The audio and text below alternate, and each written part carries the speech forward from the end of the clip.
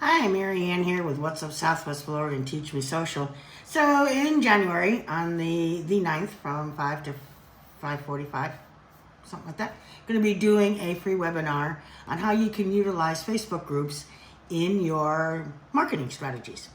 So today I thought I would talk about some of the steps that go into forming a group. It's not something you just decide to do. You have to put some thought into it beforehand. So the first thing you want to do is you want to define your purpose of the group and who the target audience is. Because you kind of got to know what you want to achieve. What are your goals for doing this? Are you going to be sharing knowledge, giving support? Are you selling? There's a lot of buy-sell type groups out there. Is it for a specific cause? Is it to bring people of a similar interest together? Things like that.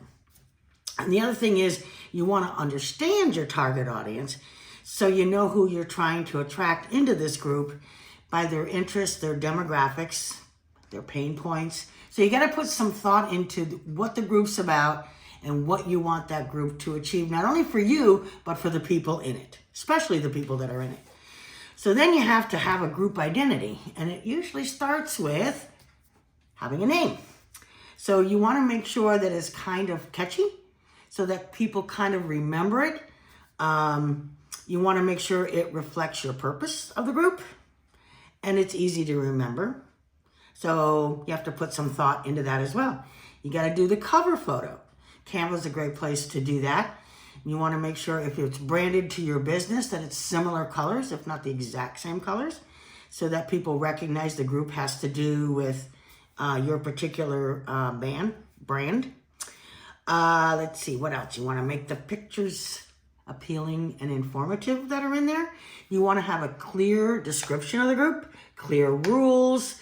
Besides, they give you some when you start, but you want to make sure you have your own. What questions are you going to ask? Do you want a private group? Do you want a public group? So you have to kind of think of all this as you go through. And then once you have all that done, then you got to start figuring out what kind of content you're going to be providing for the people in there, and what are the people in there allowed to do? Are they going to be able to ask questions?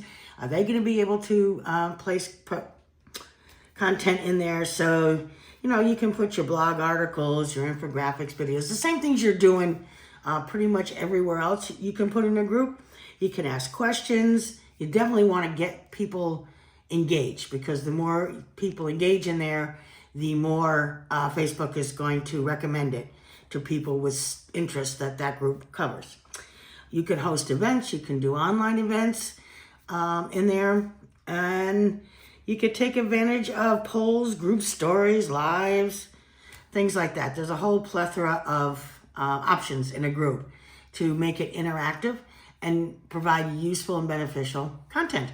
So before you start a group, you want to make sure you really think about what you would want this group to achieve. There's more steps to this, and we will be discussing that later on. Save the date for January 9th. It's a Tuesday at 5 o'clock, and I'll be putting information out about that webinar. Thanks very much for joining me today. Mary Ann Suppresi, What's Up Southwest Florida and Teach Me Social, giving you a voice in Southwest Florida.